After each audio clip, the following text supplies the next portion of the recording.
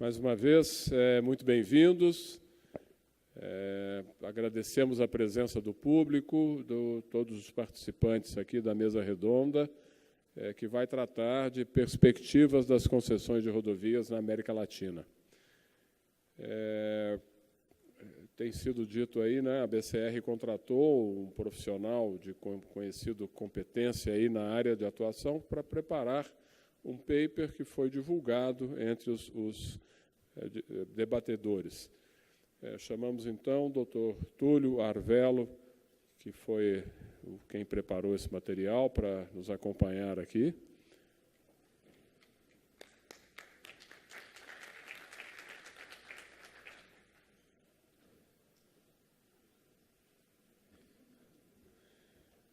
Convidar a Ana Lia Blaslo, que é editora vial da Argentina, que também vai fazer uma apresentação.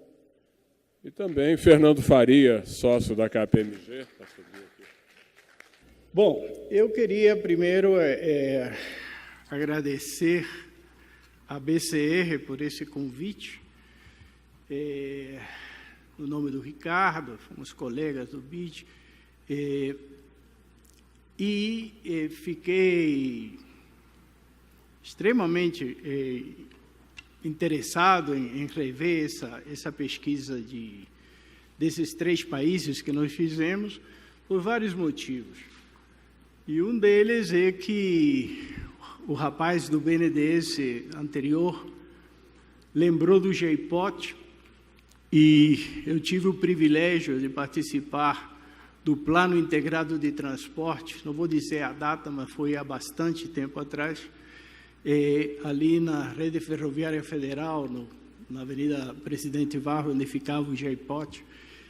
E, em segundo lugar, quando eu cheguei ao BID, em 96, eu fui encarregado de supervisionar uma cooperação técnica, 2 cooperações técnicas, que nós demos ao Brasil. Uma, Ricardo deve se lembrar, foi a cooperação técnica que primeira vez se estudou a lei das PPPs aqui no Ministério do Planejamento. Naquela época, tivemos muito problema, ainda era 2002, talvez. Os consultores jurídicos do Ministério do Planejamento acharam as PPPs uma aberração jurídica, não sei se você se lembra, Ricardo.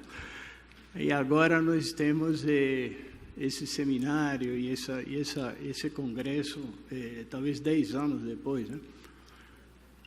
E a outra foi a da PPP de Minas Gerais, que foi outra cooperação técnica, não reembolsáveis, ao governo de Minas, que nós realmente ajudamos a implementar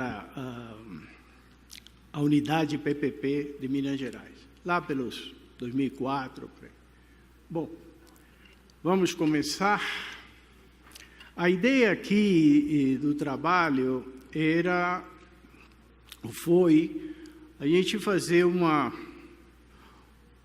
panorâmica da experiência desses 3 países, no que diz respeito, basicamente, a 3 pontos. A trajetória desses países com experiência em concessões e PPPs, e, principalmente, as convergências relacionadas com a experiência brasileira.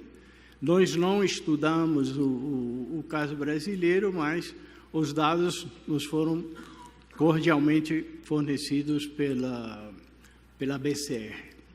Muito bem. Começando com o Chile, que é... Ih, tem a cola aqui.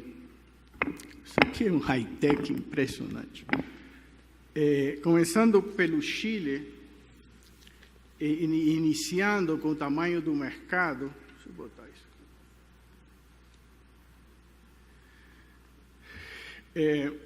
O Chile é um país interessante porque é um país que a gente pode chamar totalmente legalista, né? Ela assinou a lei para... Bom, estou precisando dos meus outros óculos. Só um instantinho.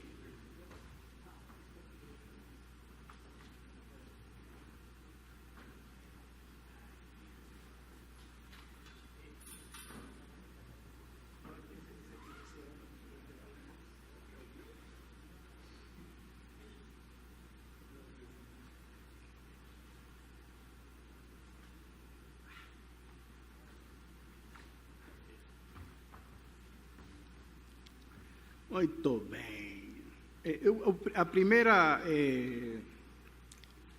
Primeiro slide nos dá uma panorâmica do tamanho do mercado do Chile.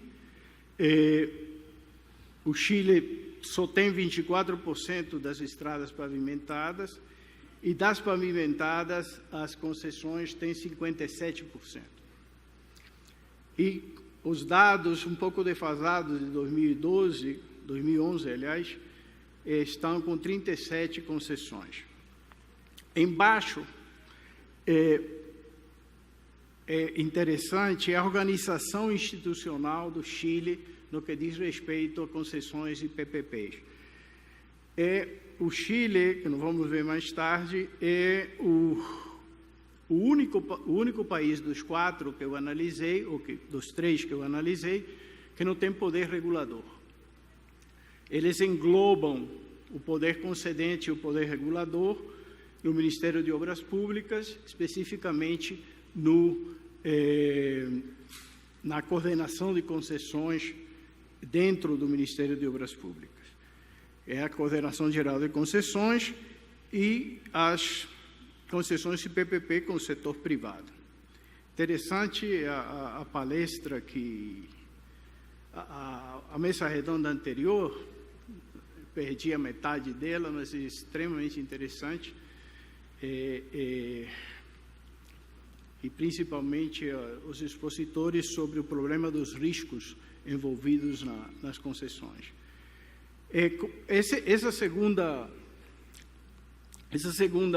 Segundo slide nos dá uma visão da trajetória legal das concessões no Chile.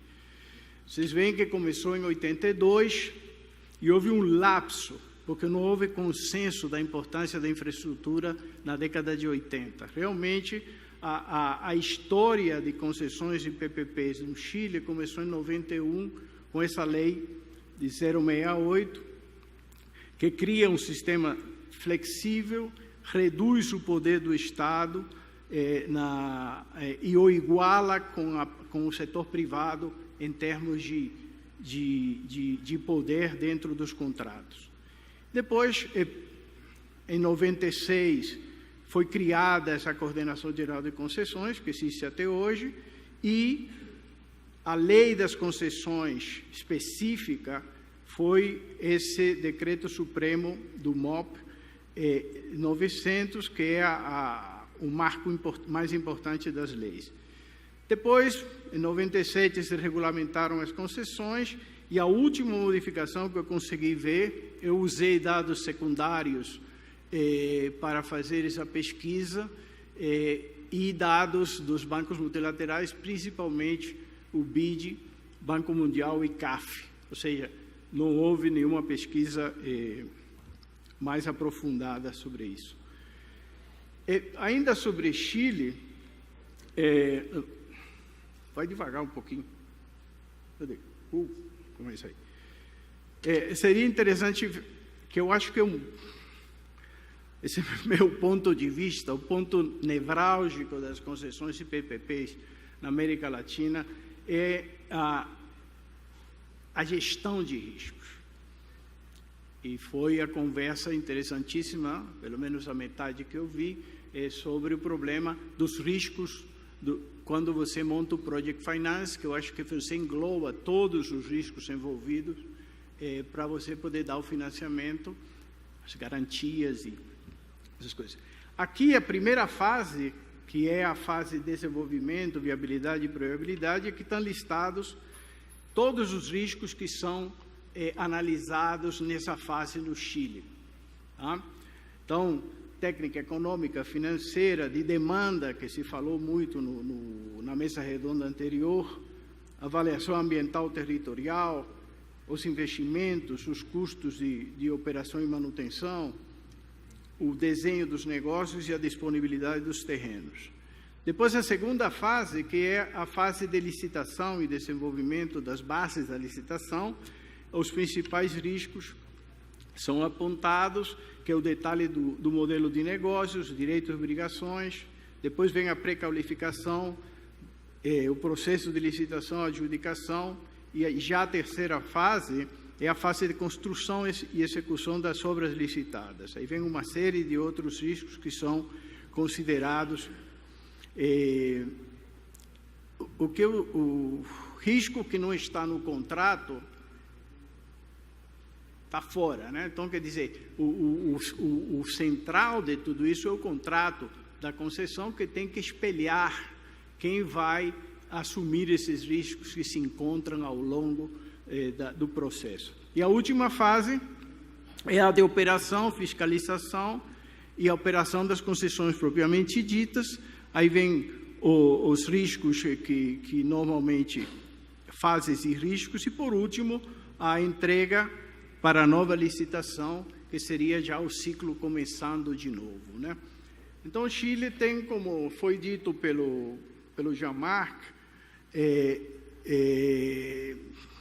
ele tem um modelo enxuto, considerado paradigmático em termos internacionais, e nós vamos voltar depois, no final, sobre o modelo chileno. Eu não sei se eu passar do tempo, me avisa aí, Flávio. A Colômbia. A Colômbia é um pouquinho diferente. Vocês veem que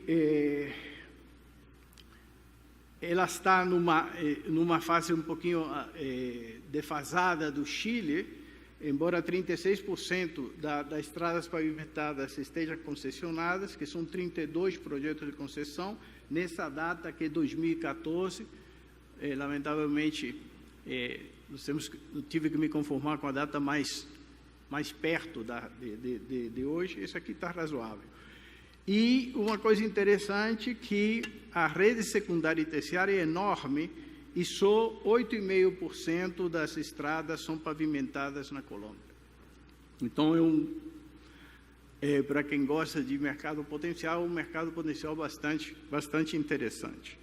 E embaixo, a estrutura organizacional e institucional das concessões e PPPs. Aqui sim, aqui tem um modelo completo. Você tem o poder concedente no Ministério dos Transportes, a ANI, a Agência Nacional de Infraestrutura, é o poder regulador, ele é independente, recentemente ganhou um prêmio de eficiência, e depois temos as concessões e PPP. Esse é o modelo, eu diria, tradicional. O Chile fica fora da curva. E aqui os principais decretos da Colômbia. Vejam que tudo começa ao igual que no Chile, no início da década de 90, porque o decreto de 92 foi que começou o programa de concessões rodoviárias. Depois, em 2003, foram criadas duas instituições, o Instituto Nacional de Concessões e a Invias, que tratava das redes secundárias e terciárias, e só em 2011, ou seja, 4 anos atrás, foi criada a agência reguladora, que é a ANI, né? Então, nós estamos falando de um processo bastante novo, né? Ou seja, não há muita experiência, nem muitas coisas para a gente fazer uma análise mais aprofundada. E, em 2012, com a Lei 1508, foi a Lei das Associações Público-Privadas. Eu tive um dos seminários intermediários desse trabalho lá na BCR, com Ricardo e Flávio. Aí tivemos uma longa discussão, não sei se você se lembra, Ricardo, do que é PPP e do que é concessão. e nós vamos e podemos falar sobre isso, mas é um tema não fechado. E, por último, na Colômbia, mais uma vez... desculpem. A Colômbia, ela... Deixa eu pegar uma cola aqui. O Jean-Marc, ele falou em G4, né? Me lembrei do Flamengo. Mas G4 é a quarta geração, né? Não faltou 137 rodadas sem estar no G4, aí tem que fazer a propaganda. A Colômbia se caracterizou por essas gerações. Eu queria só, para vocês terem uma ideia, me pareceu interessante retirar do estudo. Eu fiz 42 slides e depois o Flávio e o Ricardo me reduziram a 15. Não tive que cortar muita coisa, mas eu queria recuperar as 3 gerações anteriores dessa quarta, né? Realmente, a primeira geração foi de 94 a 97, foi um desastre, né? Só achei deficiências, inexperiência do poder concedente, deficiência das desapropriações, nos riscos ambientais, sociais, projetos de construção, financeiro e de regulação. Ou seja, esse período, primeiro período foi um aprendizado intenso. O segundo foi de 97 a 99, onde começou a ter algumas melhorias na distribuição de risco de construção comercial, que acho que se falou muito nessa mesa redonda anterior, e serviços da dívida, se melhorou um pouco os riscos disso. E as deficiências continuaram com superdimensionamento nos projetos e na construção de túneis. Nós não temos muito esse projeto, mas esses problemas, mas Colômbia e Peru tem muita montanha, né? Então, túnel é o bicho-papão, né, em termos de risco de construção. O terceiro, que é o mais longo, vai de 2001 a 2010, e terminou, ou seja, colapsou em 2008, depois de uma renegociação massiva das concessões, né? As melhorias continuaram na parte de desapropriação, projeto e construção, onde os imóveis e o projeto já estava detalhado antes de fazer a licitação e as licenças ambientais já eram concedidas. Em termos de regulação, esse grande problema desses 3 países, lamentavelmente, eu até vou estudar, Ricardo, o caso brasileiro, mas grande problema no pricing, né? Como fazer a tarifa, né? Esse já nesse terceiro período, menos variáveis entravam na formação da tarifa e pode ser que eu me engane, mas eu vi Jean-Marc falando, é o único país que tem prazo variável, ou seja, muito obrigado. Prazo variável, ou seja, não há um prazo fixo.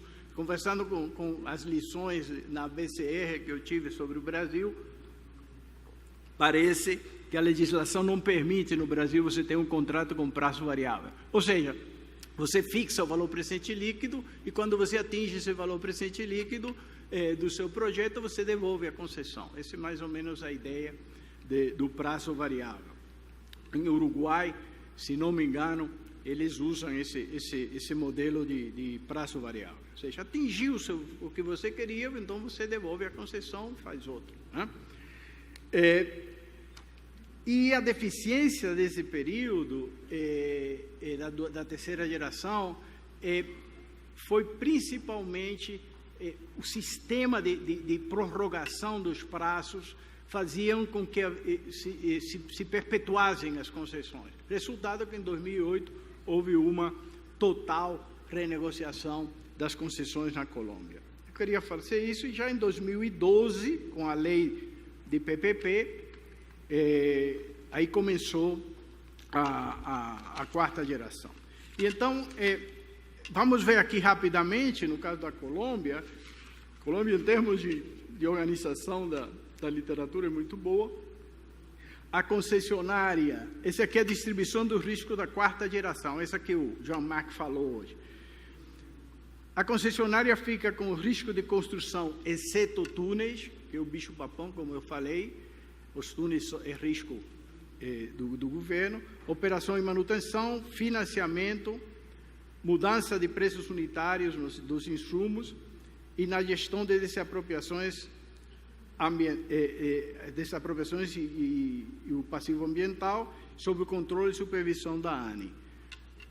Já a ANE, que é a agência reguladora, assume todos os eventos que eximem de responsabilidade da concessionária, eventos de força maior, não asseguráveis, ou seja, os seguráveis, a concessionária assume, atrasos nas desapropriações, atrasos nas consultas prévias e atrasos no licenciamento ambiental. E, por último, são compartidos a construção de túneis, como eu falei, mudança na tributação, sobre custos ambientais, desapropriações e de consultas prévias e custos adicionais de redes de serviços, que às vezes atravessa uma rede de serviços, isso cria aumento de custos à concessionária. Basicamente, isso que eu queria levantar da Colômbia. O Peru é o diferente dos três países, né? É um país que tem 28 milhões de habitantes, a população super concentrada na região de Lima, e montanha, a Cordilheira dos Andes atravessa, diferente do Chile, que lá está de um lado, né? Atravessa no meio a Cordilheira dos Andes e realmente os custos de construção são muito elevados, né? Vamos ver aqui, eles têm uma rede vial nacional, e aqui embaixo tem, não sei se dá para ver aí, são 130 estradas com 3 eixos, 22 transversais e, pelo menos em 2013, só tinha 16 projetos de concessão nessa época. Pode ser que tenha mais agora. 44% das pavimentadas já estão concessionadas, né? E tem, aqui está faltando um percentual, não saiu qual é o percentual do total.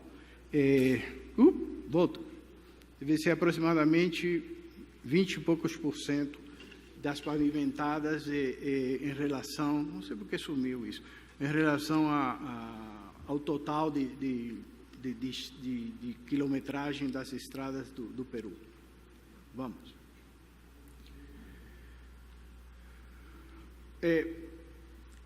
Melhor botar todas. Peru, diferente dos outros 3 países, Brasil, Chile e Colômbia, tem um emaranhado institucional. Você viu que eu não botei na primeira, porque é complicado, é bem complexo.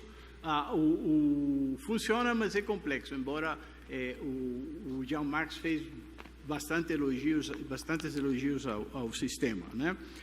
Tudo gozado começa outra vez no início da década de 90, onde o Congresso delegando faculdades ao Executivo de legislar, e aí de 91 a 98, de 91 a 96, uma série de criação de comissões de promoção e de promoção do investimento privado e de investimento e promoção de fundo de grana para o investimento privado. Em 96 mudou de novo, em vez de COPRE e FOFRE, que foi Promocepre e FONSEPRE. Então, já em 98 foi criada o CITRAN, que é o organismo regulador. O modelo do Peru é igual ao modelo da Colômbia e igual ao modelo do Brasil. na realidade eu não sei, né? Vocês podem me corrigir se eu estou errado, mas aqui existe uma agência reguladora, mas ela parece que não é tão independente quanto, não sei se é independente, quanto ao CITRAN e a ANI. E depois, já em 2002, ou seja, 13 anos atrás, se cria a Proinversão, englobando todas esses fundos e comissões de promoção de investimento privado.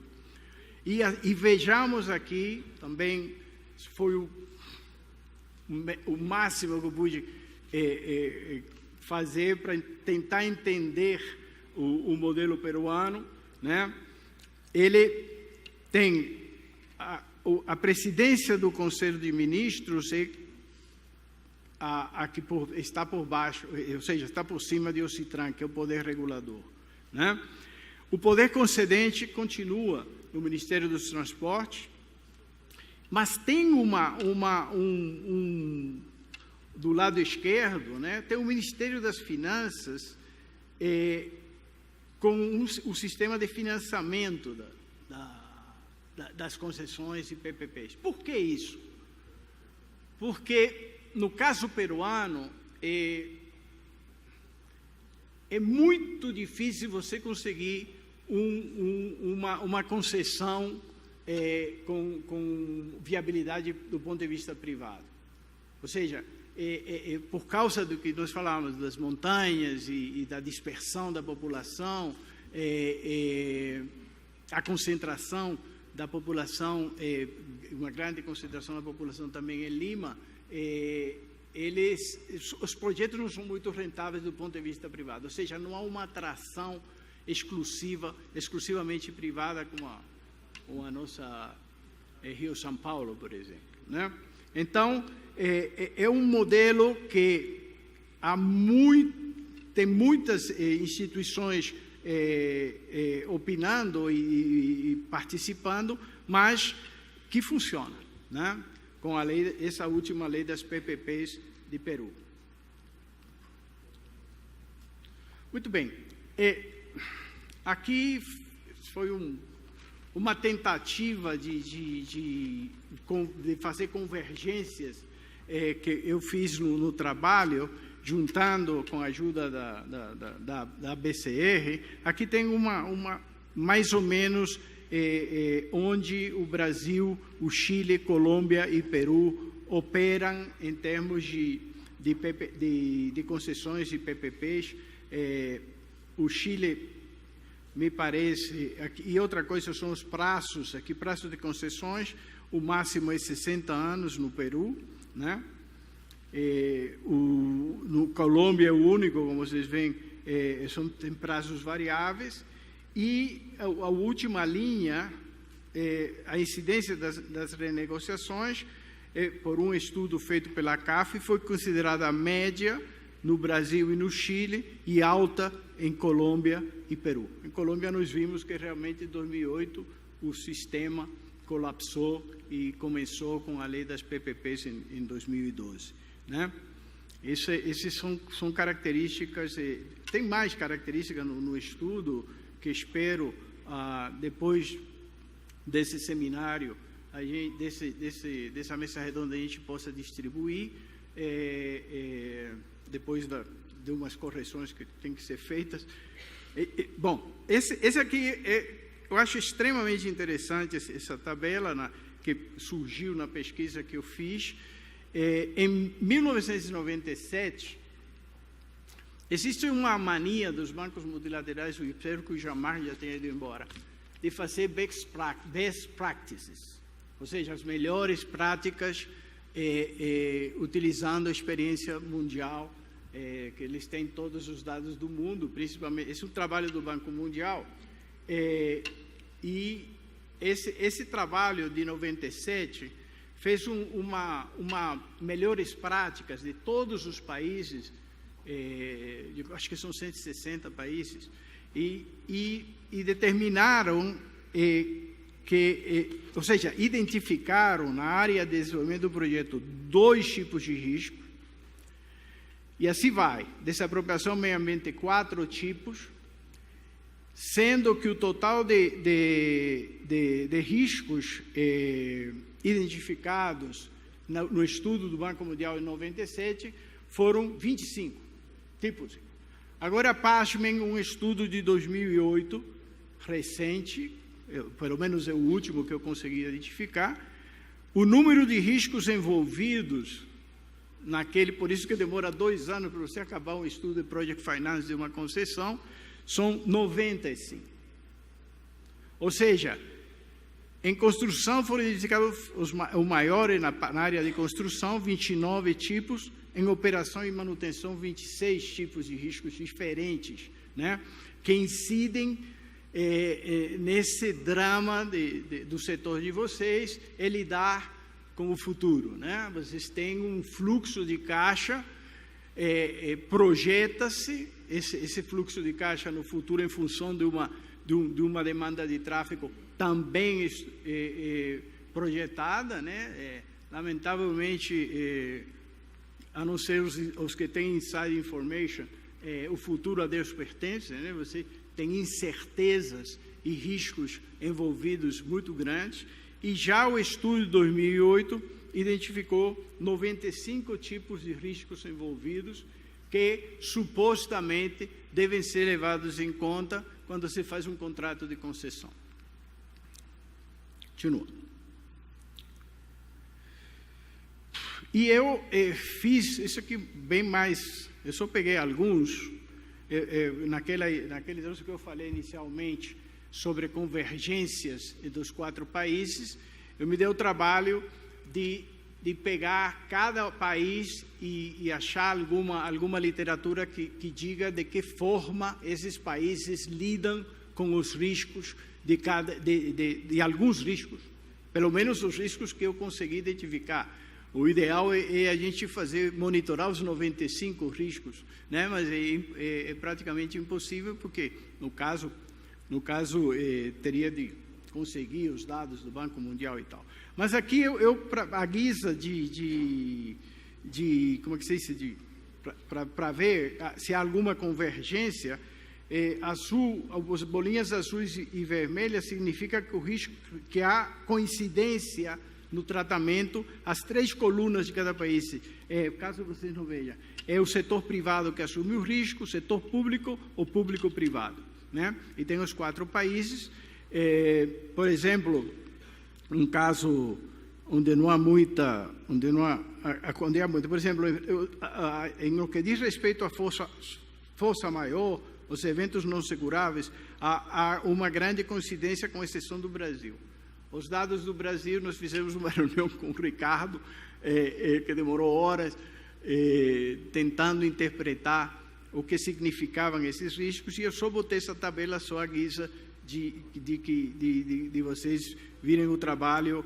Obviamente tem muito maior essa tabela, mas como só podia caber num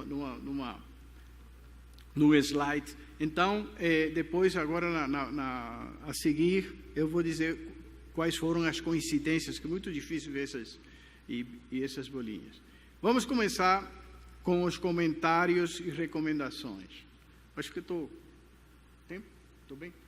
Comentários e recomendações. Primeiro, destoando dos outros 4 países, o Chile é o único que não tem poder regulador. Não é que não tenha, é que o poder regulador está junto com o poder concedente. Existe uma discussão muito grande se, na realidade, precisa de ter poder regulador, já que a principal função do poder regulador, que é a atualização das tarifas, está no contrato. Então, tem pelo menos, pessoas que acreditam, entendidos no assunto, que acreditam que o poder regulador poderia muito bem ter um poder concedente, tipo o modelo chileno, né? Mas isso não é minha praia, não queria nem dar palpite. Mas é o único que não tem poder regulador, é o Chile. Na realidade, é uma experiência muito nova, de 2 décadas, com instrumentos financeiros modernos de concessões e PPPs. Os 4 países, vocês viram que a legislação bate em 92, por aí foi que começou. É realmente muito recente e tem muito que aprender, né? ainda os 4 países. Vamos ver a experiência argentina, que é um pouco, tem muito mais experiência do que esses 4 países, começaram bem antes. Outra coisa que não há como nem discutir, as concessões de PPPs fazem parte da estratégia de investimento em infraestrutura econômica dos 4 países. É a tônica, e nós vimos aqui, principalmente no Brasil, é super importante, principalmente no período em que a gente está atravessando em mares tipo tsunami. E a quarta coisa é o prazo das concessões, varia entre 15 e 60 anos, e a Colômbia é o único que utiliza prazo variável no contrato, né? Ou seja, não há um prazo fixo. Indicadores de qualidade são muito recentes, ou seja, indicadores de qualidade para a tarifação, né? Brasil tem indicadores de qualidade em contratos recentes, e Chile tem para segurança em rodovias. Ou seja, você dá um plus, na medida que seus indicadores de qualidade aumentam, você consegue melhor tarifação. A incidência das renegociações, nós já vimos isso, foi média para o Brasil e Chile e alta para Colômbia e Peru. Ou seja, tiveram muitos problemas. O principal problema é o aprendizado, né? Um learning by doing, né? Ou seja, você tem que aprender com eles, e Colômbia e Peru, pelo menos, foram os que mais renegociaram em relação ao Brasil e o Chile. A Argentina também renegociou muito, né? No que diz respeito à gestão de risco, aquelas bolinhas, né? Claro que tem mais. Houve pouca convergência em desapropriações e comercial.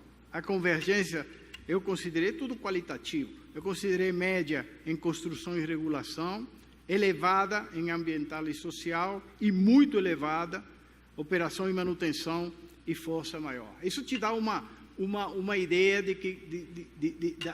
da convergência dos países no que diz respeito à gestão de riscos.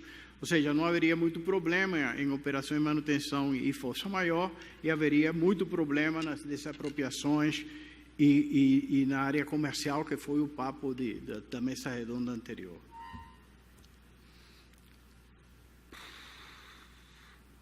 Bom, definitivamente que a metodologia foi tentativa e erro, todos os países. Não estou falando do Brasil porque eu não conheço, mas nos 3 países, o aperfeiçoamento do modelo foi através de tentativa e erro. Eu acho que o caso mais típico é o da Colômbia, que as 4 gerações,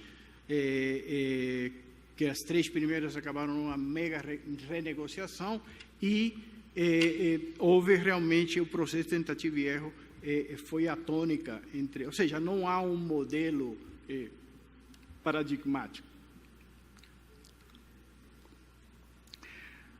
Isso se falou no seminário. A visão de você analisar concessões de PPPs tem que ser multifocal, né? Tem aspectos técnicos, operacionais, financeiros, de gestão ambiental, de patrimônio arqueológico, cultural, impacto social das desapropriações e a gestão de riscos. Ou seja, realmente para você, eu queria te perguntar, o cara os que falaram aí, eles devem ter uma equipe multidisciplinar muito grande. A do Chile, eu falei com o diretor de concessões, ele disse que eles têm 200 ou 250 técnicos trabalhando em todo esse emaranhado e multifocal e multidisciplinar para você entender concessões. Não é trivial, definitivamente. Mais uma. Já está acabando. Isso aqui, obviamente, o Ricardo me puxou a orelha. Essa é minha visão específica, né? Eu acho que as PPPs, né, é o fiel da balança entre o enfoque social e o enfoque privado na avaliação de projetos. Ou seja, o que é o enfoque privado? é o que as empresas fazem, né? Quem tem uma concessionária privada com ações e tal, está visando lucro, né? Mas não necessariamente a visão privada é igual à visão da economia como um todo. Por quê? Por exemplo, para um empresário privado, pagar imposto é um custo. Eu sou completamente cego. Falta pouco. Eu estava vendo lá, rapaz, não reconhecia ninguém. Estava falando, isso é coisa séria. O enfoque privado é maximização de lucro privado, para você pagar seus acionistas. Agora, para o setor privado, imposto é um custo. Para a economia como um todo, imposto é uma transferência. Então, o enfoque social, que é o que interessa a um governo, né? Às vezes tem projetos que têm uma alta rentabilidade social e baixa rentabilidade privada, né? Então, como nenhum privado vai entrar num projeto de baixa rentabilidade privada, né? Então, as PPPs servem como cushion device, né? Como almofada para o setor privado entrar em projetos que eles nunca entrariam, né? E é por isso da eficiência das PPPs no Peru, porque no Peru os projetos privados rentáveis são muito poucos, né? E mesmo assim, o governo peruano conseguiu atrair capital privado para entrar nas concessões. Então, a PPP, ao meu humilde opinião, quando nós, não sei se você se lembra, Ricardo, nós fizemos o Congresso Anual do BID, a reunião anual do BID em Fortaleza, em 2002, nós trouxemos o nome onde surgiu o PPP, vem da Inglaterra, é Public-Private Partnership, que é uma empresa inglesa, privatiza, faz PPP em tudo que você possa imaginar na Inglaterra, e nós trouxemos o principal executivo para dar para a gente uma palestra lá em Fortaleza, na reunião anual do BID, que foi em Fortaleza esse ano. Cada ano é um país diferente. Muito bem. Então, eu acho que o enfoque social, a PPP é a resposta para o setor privado entrar em setores que têm uma rentabilidade privada baixa, mas tem uma rentabilidade social alta. Só faltam 4. 11. Sobre a regra de adjudicação, tem que ser simples. Eu estou convencido que, se você bola um modelo muito complicado para a realidade, ele não funciona. Para a realidade aceitar qualquer medida, tem que ser simples, não se complica. O que eu vi os modelos polinomiais, né, de ponderados para você achar quem ganha a licitação, quanto mais simples e menos complicado, mais eficiente é, e menos possibilidade de manipulação pelos próprios concursantes, né? O 12,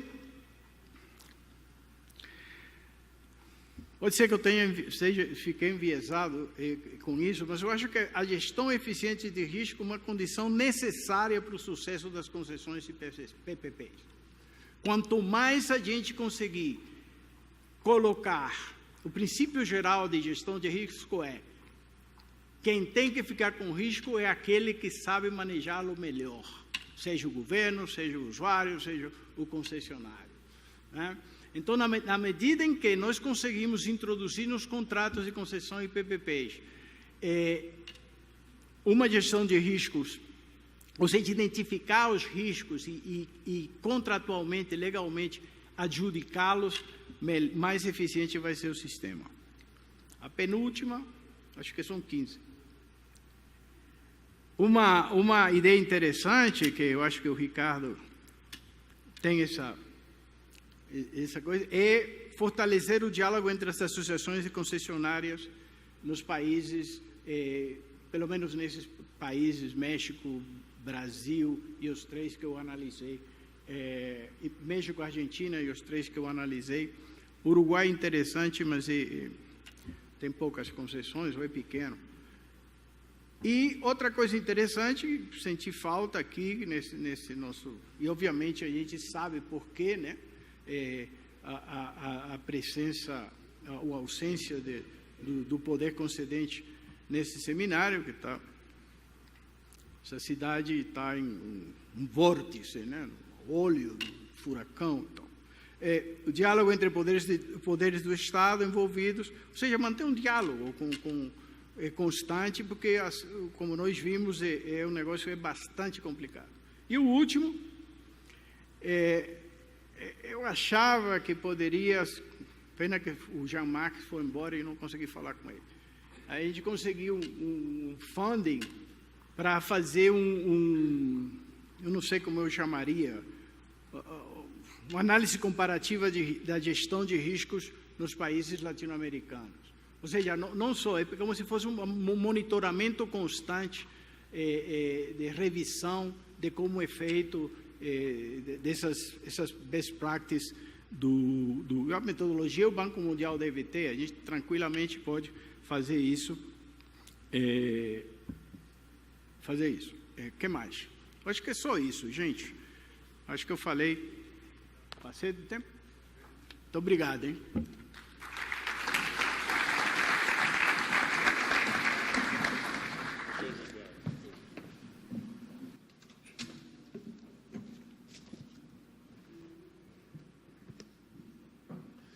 Obrigado, Túlio. Nossos parabéns pela apresentação. Agora vamos convidar a jornalista Analia Vlaslo para fazer a sua apresentação.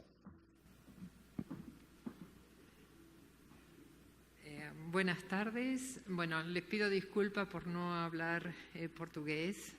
Y quería agradecer, por supuesto, el convite de la asociación de la ABCR. Y, bueno, mi enfoque... Muchas gracias. Ok, gracias. Mi enfoque es justamente como Tulio no tocó la Argentina, les voy a hacer un recuento o una historia del desafío de las concesiones.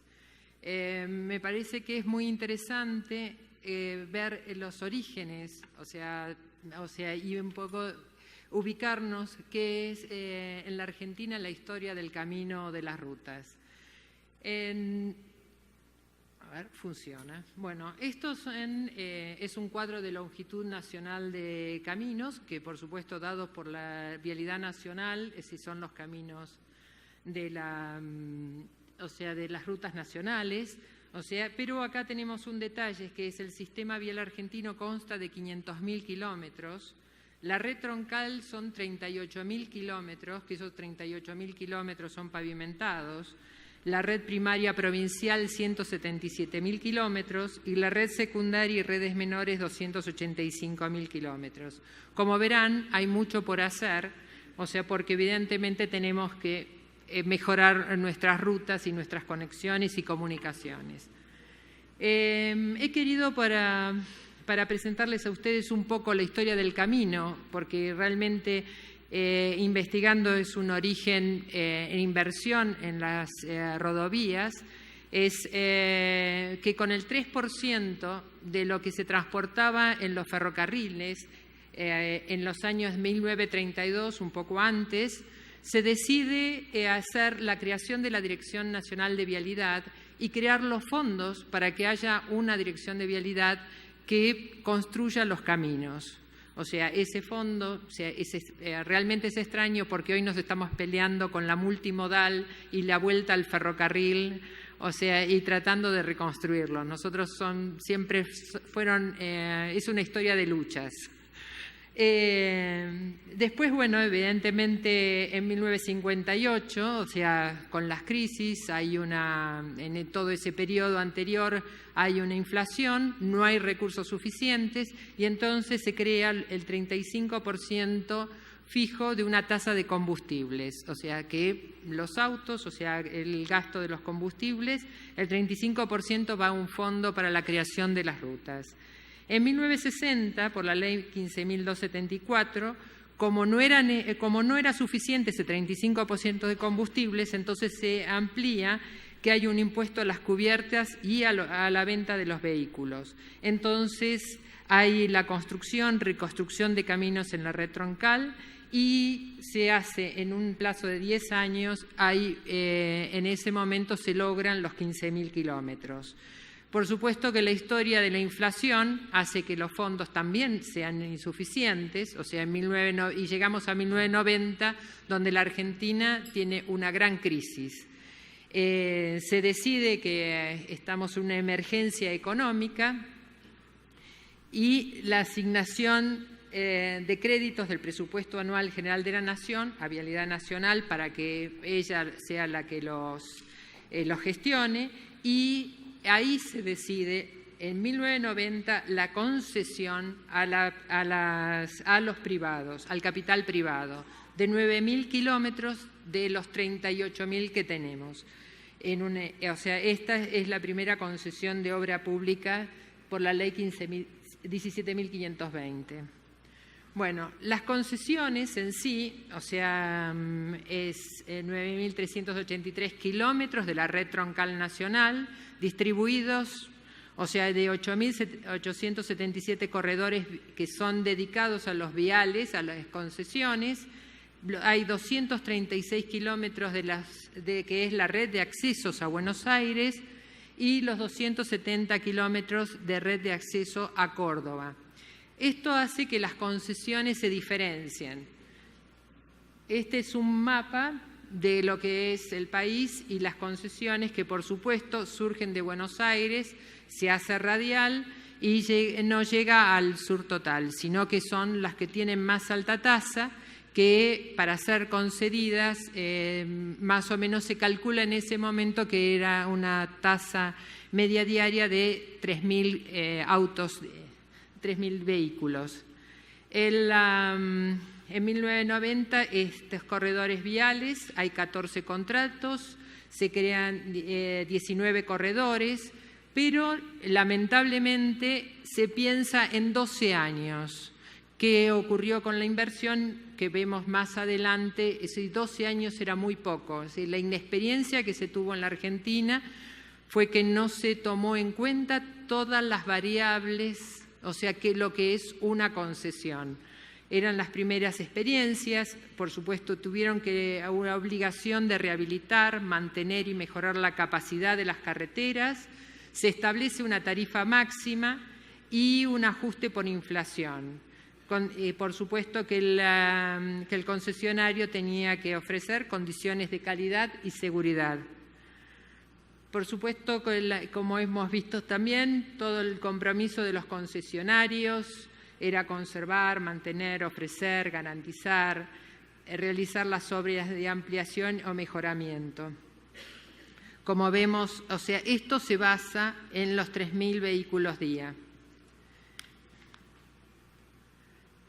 En 1992, o sea, estos son los accesos, son las concesiones, que son los 9.000 kilómetros como veíamos, pero en 1992 ya se arma lo que serían los accesos a Buenos Aires.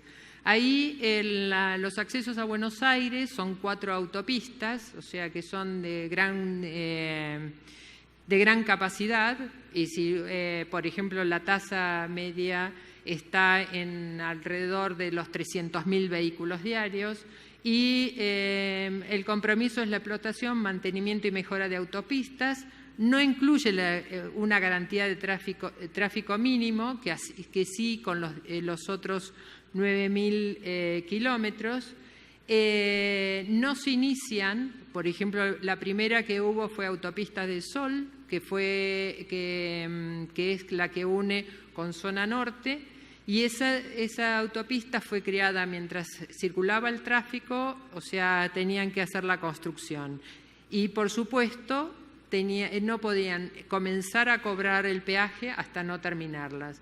Pero a diferencia del otro grupo de concesiones, estos tienen un contrato por 22 años.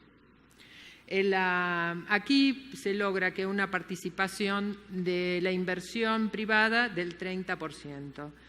Bueno, como nosotros vemos, es una historia de crisis.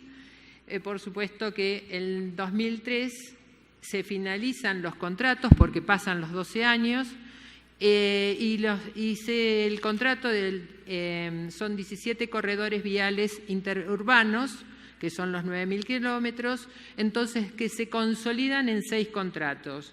La vigencia, y se le da una vigencia por 5 años más, o sea que sería el 2008. Pero acá cambian totalmente los contratos, o sea, ya directamente con todas las obligaciones que antes se tenían, simplemente lo que se dicen, bueno, les damos los corredores, hay nuevos grupos, o sea que nuevos grupos económicos, que evidentemente estos son nacionales, y solamente están para la operación y el mantenimiento. Por supuesto, el financiamiento de esto es que por peaje hacen la operación y mantenimiento y por fondos públicos o organismos como el Banco Mundial o el BID hacen la rehabilitación y las mejoras. Acá hay un cuadro con los 6 grupos económicos, simplemente para mostrarles. Y nuevamente, en el 2008-2009, transcurridos estos 5 años, evidentemente es muy corto los plazos, se licita nuevamente y se suman 2 corredores más a los 6 que habían. La vigencia son de 6 años, con la opción a permanecer 1 año más. Como ustedes verán, esta historia es que ya estamos al final de las concesiones. O sea, ya sumamos los 15, o sea, en el 2015, la sumatoria de épocas de crisis y contratos nuevos. Paralelamente, lo que vemos acá, hay un órgano de control que fue creado en el 91, hacia el 90, se decide hacer las concesiones, y hay un órgano de control que es la red de accesos a Buenos Aires, pero simplemente iba a monitorear los accesos a Buenos Aires, o sea, que eran como los más complicados, o sea, que eran pocos kilómetros, pero con mucho impacto por el ingreso a Buenos Aires. Y establece que la Dirección de Vialidad Nacional tiene el funcionamiento, o sea, maneja a este órgano de control. Este órgano de control, como vemos acá, que no quiero enumerarlo, si ustedes también lo pueden leer, ustedes van a ver que es la relación entre la vialidad nacional y mantener esta relación o equilibrio con los concesionarios. Con los usuarios, o sea, manejar y monitorear las cuentas y, por supuesto, verificar el cumplimiento de los contratos y todas las tareas que son inherentes a la explotación.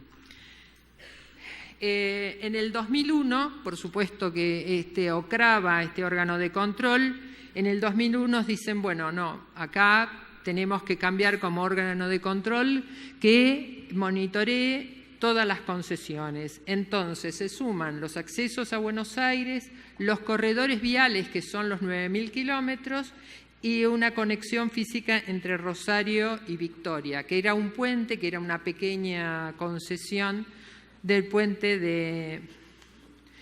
de construcción, que inclusive lo tenía una empresa italiana, que evidentemente tuvo que casi abandonar el proyecto.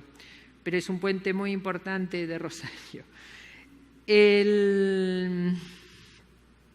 Perdón, me había olvidado de esto. Sí, bueno, en el 2004, por supuesto, Vialidad Nacional, hay una ampliación de su capacidad de control, y lo que se decide que este monitoreo de las concesiones, que solamente realizan gestión y mantenimiento, entonces Vialidad Nacional hace 160 llamados a licitación para obras de seguridad, de autovías, autopistas, repavimentación, corrección, convenio con municipios, pavimentación de desagües y accesos a localidades. Evidentemente cambia totalmente inclusive la función de control. Pero no estamos conformes con estos y en el 2009 volvemos a darle mayor injerencia al órgano de control de concesiones, que nosotros lo llamamos SOCOVI, en el 2009. Entonces ya es un órgano desconcentrado, tiene autonomía, por supuesto depende de la Dirección Nacional de Vialidad y a su vez en última instancia depende del Ministerio de Planificación Federal e Inversión Públicas y Servicios. Como verán, esto es un poco la historia de las concesiones y nuestro movimiento, vamos a decir, conjuntamente de las crisis y el riesgo del capital que ha invertido en estas concesiones. Esto es un cuadro del escenario de la región, un poco comparando lo que ha sucedido y cuál es el crecimiento. O sea, en 1990, evidentemente nosotros empezamos con la emergencia económica y ese es el escenario 1990-2001. Eso es lo que nosotros tenemos de PBI, es decir, nuestro crecimiento de PBI en esa década, y después vemos que en el 2002 al 2011 el PBI creció en esa magnitud. Como verán, los números es bastante importantes, o sea, que comparativamente, o sea, ha mejorado como para hacer buenas inversiones. Pero llegado al fin del camino, o sea, nosotros tenemos que ver un escenario que decimos que lo tomo, perdón, aprieta mal. Nosotros, evidentemente, en nuestro país se vio en la parte económica, no hablemos de la parte política, hay un boom de commodities impulsados por China, hay un crecimiento de Brasil, que eso favoreció también nuestro crecimiento, y por supuesto una abundancia de capitales a baja tasa. Evidentemente, nosotros, o sea, tiene que haber un planteo porque estamos próximos a bajar, o sea, a terminar los contratos y tiene que haber una licitación. Ahora tenemos las elecciones, como ustedes sabrán, es el 25 de octubre, puede haber un cambio de autoridades, pero tampoco sabemos cuáles van a ser los pasos a seguir. Sí, la mayoría apuesta que va a haber un cambio y una apertura de mercado. Por otro lado, con respecto a las licitaciones, o sea, con respecto a las concesiones, bueno, evidentemente, y viendo una convergencia con lo que dijo Tulio, evidentemente estos son los puntos que habría que rever para poder avanzar en una forma segura y no ser víctimas, a veces, como ustedes han visto, de continuos, o sea, un continuo devenir de las crisis económicas. Bueno, esto es una fotografía de lo que sería la autopista de Sol, que próximamente su contrato está por vencer, habiendo cumplido los años de mantenimiento, o sea, de reparación, o sea, porque evidentemente con 22 años ellos han podido hacer mucha obra y mucha inversión. Les digo, bueno, muchas gracias y por supuesto que la continuación de esto y próximamente, como va a haber un cambio, lo van a encontrar en nuestra página web de la revista Vial. Muchísimas gracias por todo.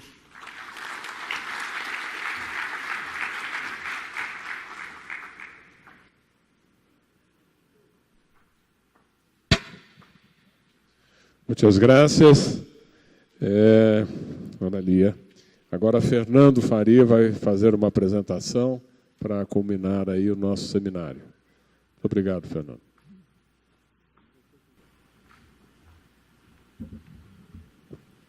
Boa tarde a todos.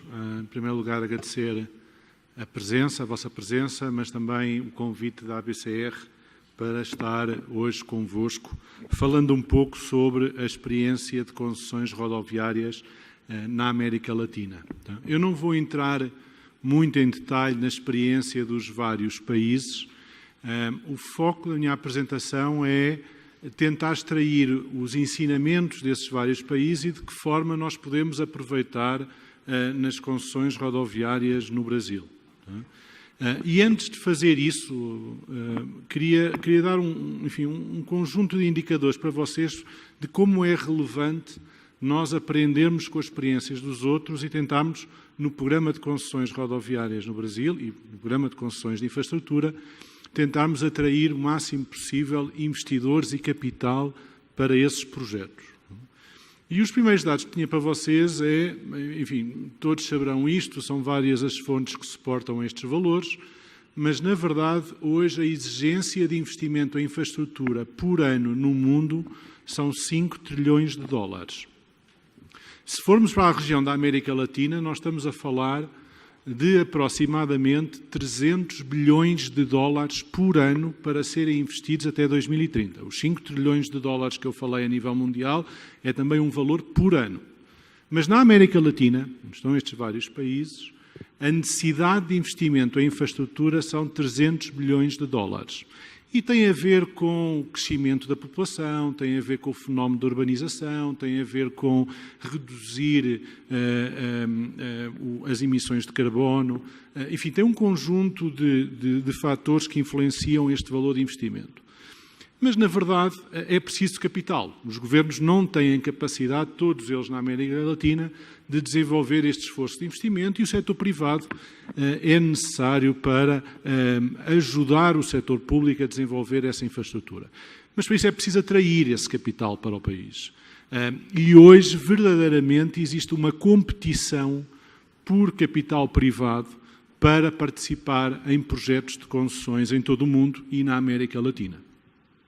E, portanto, na verdade, o que os vários países têm que fazer é concorrer entre eles. Querem conseguir atrair, para conseguir atrair esse capital privado no financiamento dos seus projetos de infraestrutura. E é aí que eu acho que é muito importante os ensinamentos das boas experiências para, de alguma forma, tentarmos aqui no Brasil criar as condições para atrair esse capital.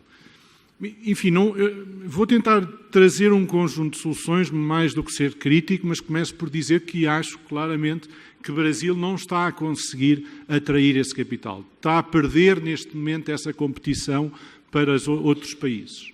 Por um conjunto de fatores, o que é importante de agora para a frente é tentar, de alguma forma, contribuir, na medida do possível, em incorporar no programa de concessões do Brasil um conjunto de aspectos que ajudem a atrair esse capital que vai ser fundamental para o sucesso do programa de infraestrutura no Brasil. E aquilo que nós temos para nós existem 6 fatores críticos de sucesso para que um país se destaque dos outros na atração de capital privado. E para cada um desses 6 fatores, eu depois vou dar alguns exemplos de ensinamentos na América Latina que podemos, de alguma forma, trazer para o Brasil e adotar no Brasil.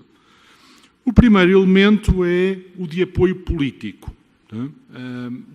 É muito importante que um programa de infraestrutura tenha um apoio político e reúna consenso político do partido do governo, dos partidos da oposição. Por isso se fala muito, e falou-se aqui na sessão anterior, de programas nacionais de infraestrutura a longo prazo que reúnam o consenso de vários partidos. Porque pensar num plano de infraestrutura há 4 anos ou há 5 anos para um mandato presidencial não é suficiente. Não traz para o investidor internacional o conforto de que há um consenso político sobre a necessidade de trazer capital, sobre a necessidade de desenvolver infraestrutura. Um outro ponto tem a ver com o baixo risco político.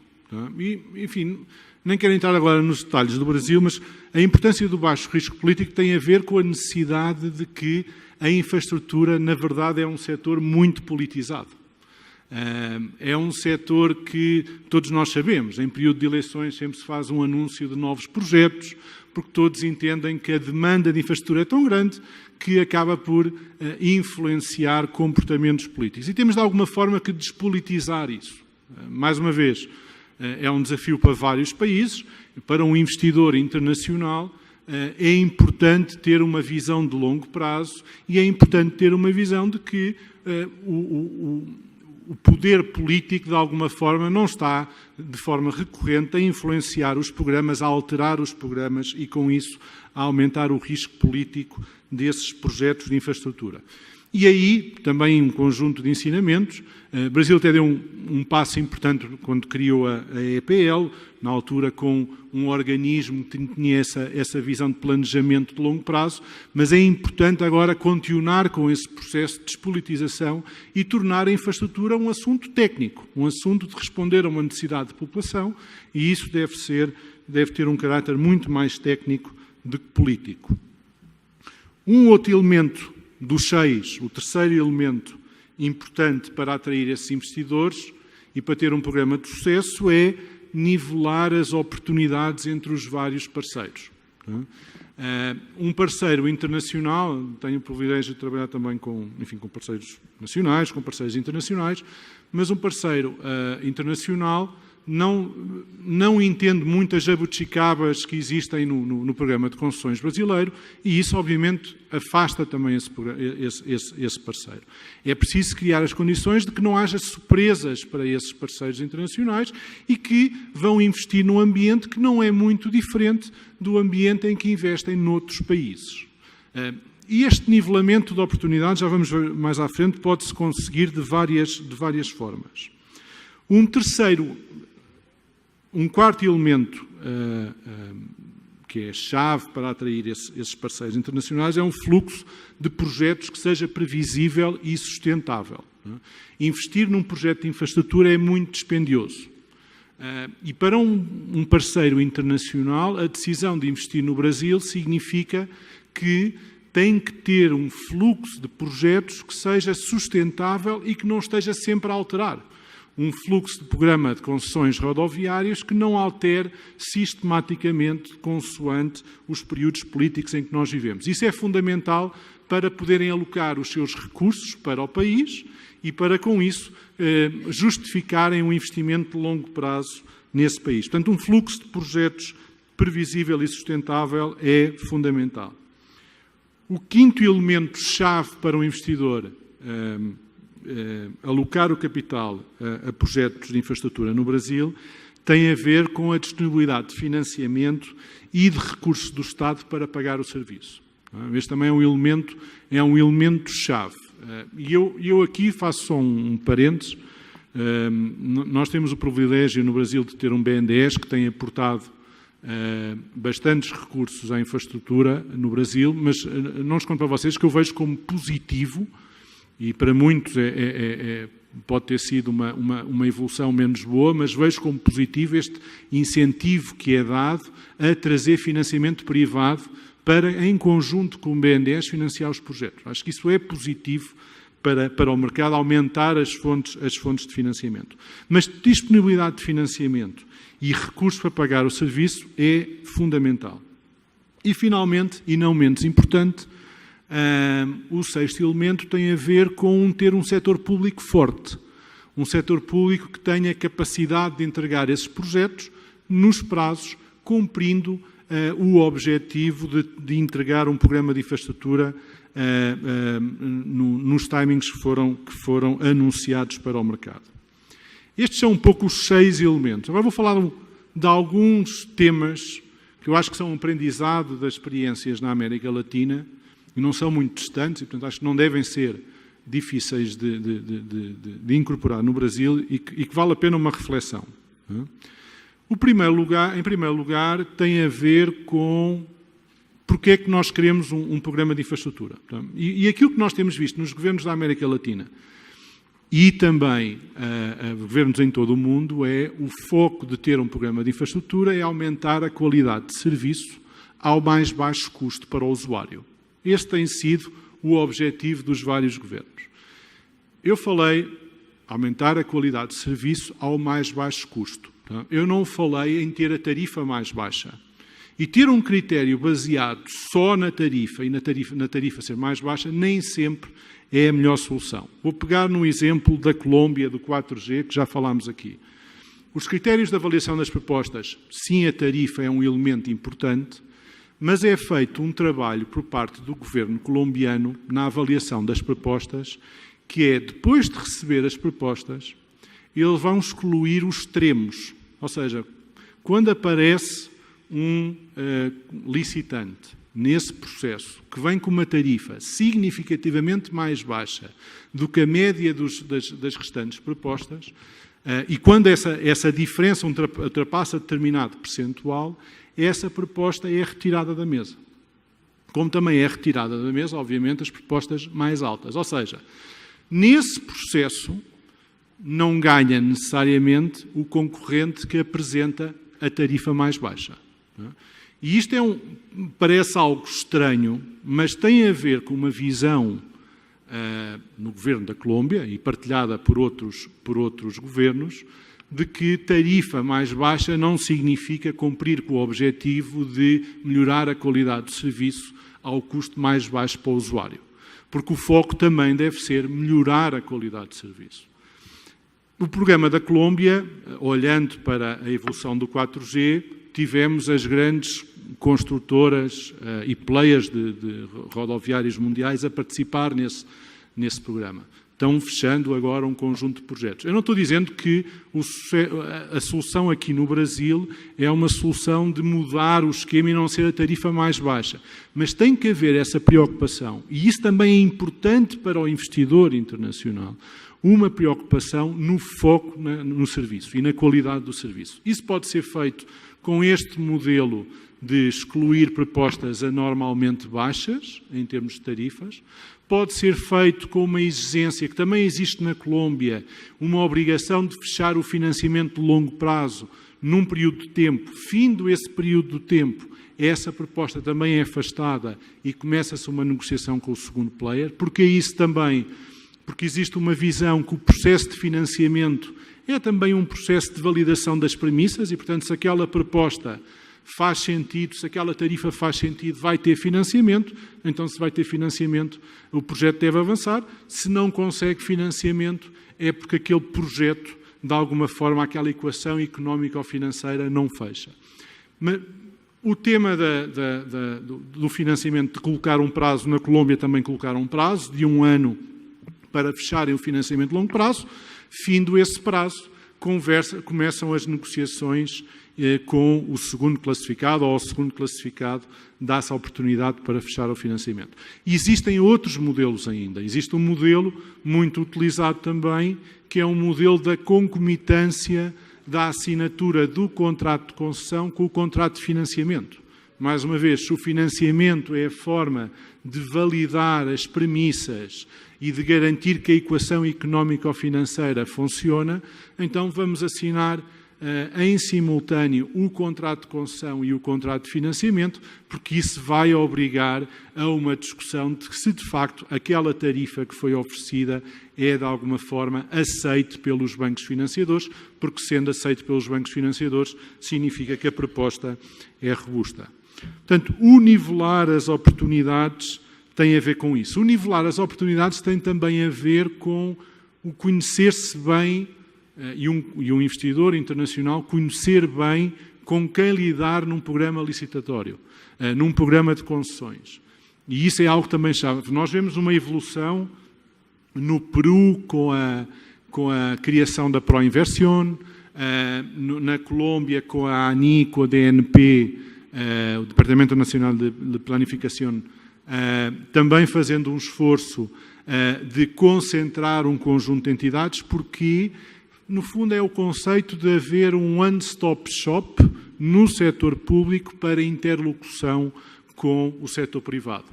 Aqui também acho que há algo que temos que aprender com estas experiências. Não é? Uma característica do modelo brasileiro é um modelo que tem uma multiplicidade de agências. E isso não é bom. Não é bom para o investidor internacional, que acaba por ter receio porque não conhece o ambiente em que está fazendo esse investimento, e também não é bom naquilo que é o objetivo de implementar um programa de concessões, porque com essa multiplicidade de agências acaba por não se responsabilizar uma só pela implementação desse programa no prazo e no custo que foi definido. E isso também é um elemento importante para nivelar as oportunidades. Um outro elemento importante são os critérios. Muitas vezes acaba-se não perder tempo suficiente nessa fase, mas numa licitação são colocados lá uns critérios para as entidades participarem. E alguns desses critérios necessariamente poderão não fazer sentido ou poderão não ser aplicáveis a empresas internacionais.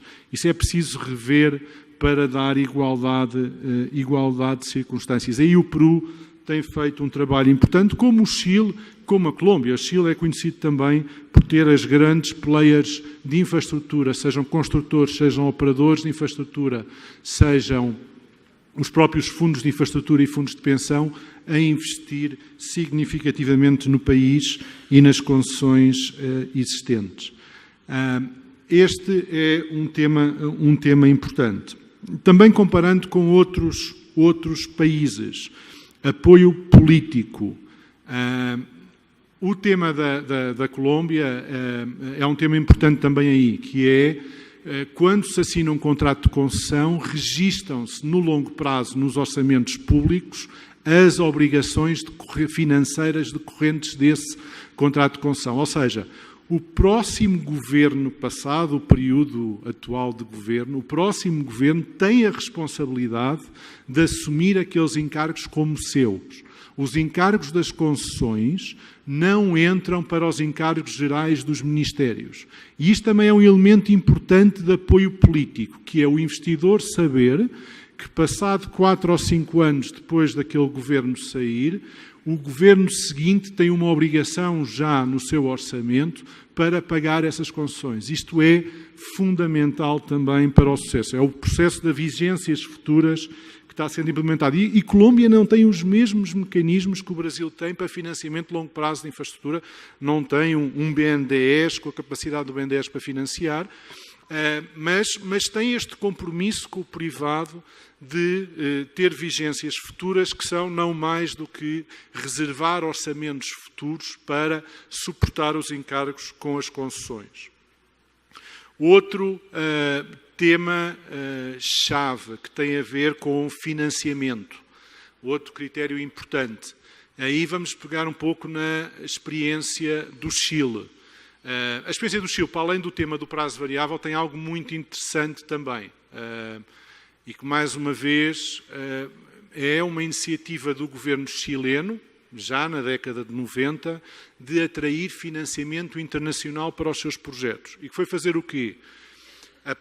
São concessões rodoviárias com risco de demanda do lado do privado, mas entendeu-se que transferir a totalidade desse risco para o setor privado não iria atrair os grandes players internacionais, porque o Chile, naquela altura, década de 90, como hoje muitos países da América Latina, tem um potencial de crescimento grande. Nas rodovias, um potencial de crescimento grande significa um risco de demanda também grande, porque, obviamente, quando olhamos para a demanda há 30 anos, esse potencial de crescimento significa também risco. O que é que o Chile fez? O Chile, nos seus processos licitatórios, inclui um critério importante, que é o nível de garantias o nível de garantias que são necessárias do governo chileno para assumir o risco de demanda. O que é que eu quero dizer com isto? No fundo, é um conceito de receita mínima garantida por parte do governo chileno para facilitar todo esse processo de financiamento. E é um critério do processo de licitação.